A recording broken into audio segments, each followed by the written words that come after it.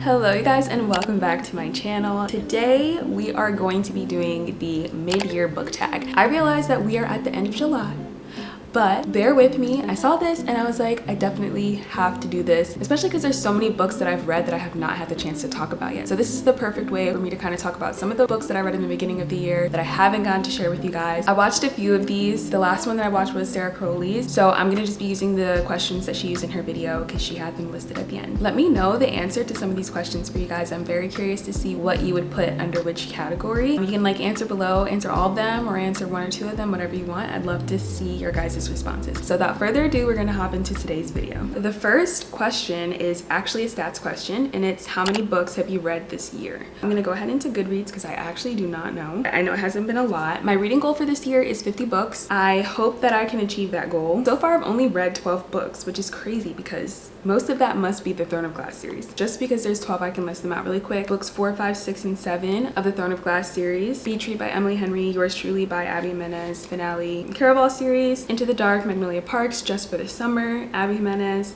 Divine Rivals, The Kiss Countdown, Funny Story. I feel like I've read so many more books, but I guess that's all. The next question is best book you've read in 2024. It's funny because the best book that I've read, I just read, and it's Funny Story by Emily Henry. I knew that I was gonna love this book, and I knew that I would probably give it 5 stars because something about the way Emily Henry writes and her stories just connect with me, and they are always 5 stars for me. That's why I say she's my favorite author, because there's not an author currently for me that releases books that I rate 5 stars. So that's why I know she's my favorite author. She is so consistent for me. This book was everything that I wanted it to be and more. I actually didn't know what to expect from it, and it is my favorite book of 2024, and I honestly think it's gonna hold the spot. The next question is the best sequel you've read so far this year. That would without a doubt be the Throne of Glass series. I have them back here because I can't hold them all at once. I read The Assassin's Blade and Throne of Glass in November, December of 2023. Every book after for the rest of the series was read in 2024, and so that's why I'm saying it's the best sequel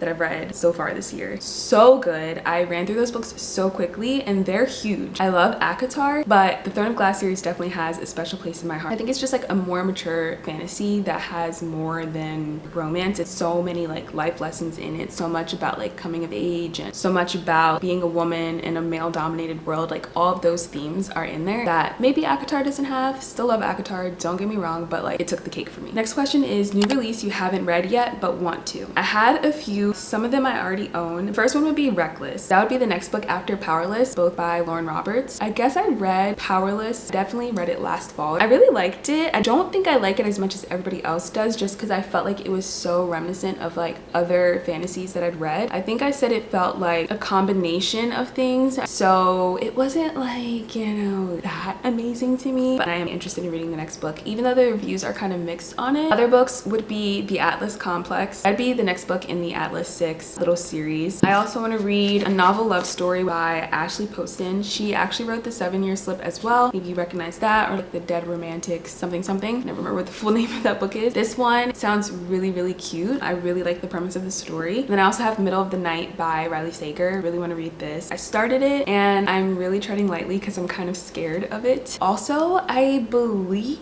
if it's not the first time, it's one of the first times that his main character is a male. I've read, okay, maybe like 1 or 2 thrillers where the main character was a male, but for some reason it just sounds even scarier. And then I have another thriller on my list. So I have The Midnight Feast, which looks a lot like Middle of the Night in terms of the cover design and colors. Next question is most anticipated new release for the second half of the year. I don't have one. I haven't heard of anything that I'm like super looking forward to, and when I looked at like a few lists of things to be expecting for this year, there wasn't anything that I was really looking forward to, so I don't know. Next question is biggest surprise. I would say the biggest surprise in terms of like book that I like that I wasn't sure like how I was gonna feel about it or didn't expect to like love would be Divine Rivals and Ruthless Vows. I actually rated Divine Rivals 5 stars. I really loved it. The premise of the story was so different from anything I'd ever read. I just thought it was so good. I loved it, and I'm loving Ruthless Vows, so that would be the biggest surprise for me this year, would be that I fell in love with that little duology. Next one is favorite new author, debut, or new to you. I put down The Kiss Countdown by Etta Easton. This would be favorite new debut. This was her debut novel. her first book, and I actually thought it was so good. Given that this is her debut, I'm very excited to see what else she writes. I know she just came out with a second book, so I'm gonna definitely pick that up. Next question is newest fictional crush. Hands down, 100%. It would definitely be Miles from Funny Story. The way this story starts, you really don't know where it's gonna end, and I really couldn't understand. Like, I knew from the beginning that he was gonna be the love interest, but I really couldn't see how we were gonna get there from how the story starts. It totally surprised me, but he was just so perfect. Another one that I have would be Vincent from the Kiss Countdown. I had a crush on him as well. Those two would definitely be newest fictional crushes. The next one is a book that made me cry. I don't think any book has made me cry this year. If I had to choose something that at least got close, I would choose two things. It would definitely be one of the books from the Throne of Glass series, and then Funny Story. I think I got teary-eyed in that one. Like, I remember reading it and having such like a visceral reaction in one of the scenes. I don't know if you guys ever do this, but when there's like a big fight and like the female main character is like spilling out her guts, I always read those scenes as if like I'm watching a rom-com where like the female main character is just like crying in the rain. Like, that's how I read it. So I think that one probably got me pretty close to tears as well. Next question is books that made you happy. That would be Just for the Summer by Abby Jimenez. I read that one on my Kindle, and that book was just so good. I absolutely love our two main characters. Next question is the most beautiful book you've bought this year or received. I would say the most beautiful book that I've received would definitely be my copy of Into the Dark from the Magnolia Park series, because that one was actually sent to me. It was an advanced reader's copy, so getting an arc of that made that book the most special book I've received. Getting an arc from like your favorite series is like nothing compares. So next question is what books do you need to read by the end of this year? So I have a few listed. One Day. So I watched One Day on Netflix and it wrecked me, and I was unwell for days after, and I watched it twice because I made my husband watch it with me. So I'm gonna read the book, and I fully expect to be traumatized and wrecked again. Definitely want to read the Chestnut Spring series. I've heard so many good things about it, and so it's kind of time for me to hop on the bandwagon of that one and check it out myself. The rest of the Crescent City series, books 2 and 3, House of Sky and Breath, and then House of Flame and Shadow. I want to read some Frida McFadden books. I also hear a lot of people raving about Frida McFadden. And then I want to read The 7-Year Slip. I think this is like the third time I've said this. I also want to read The Neighbor Favor by Christina Forrest. I've been wanting to read that for the longest. When I Think of You by Maya Ariel. It looks, and then The Partner Plot, which is also by Christina Forrest. I think those, like The Neighbor Favor and The Partner Plot, I think they're in the same series because it's called like the Green Sisters series. Next question, how many 5-star reads so far this year? I want to say I have 8 5-star reads so far this year.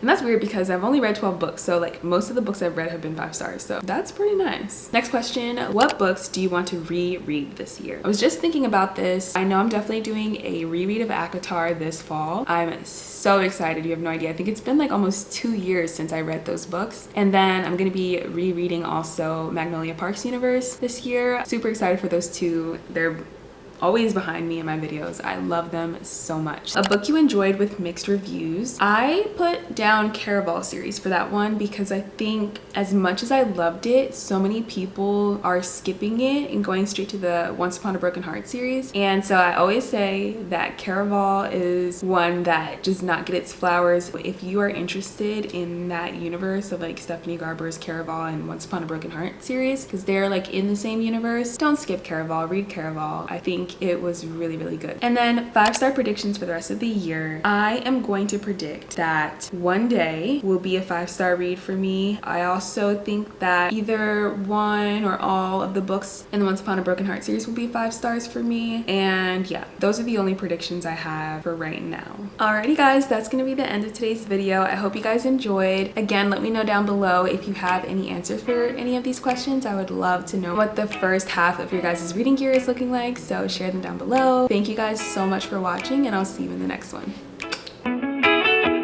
When you're not here, the sun don't shine. When you're not near, I don't feel like I do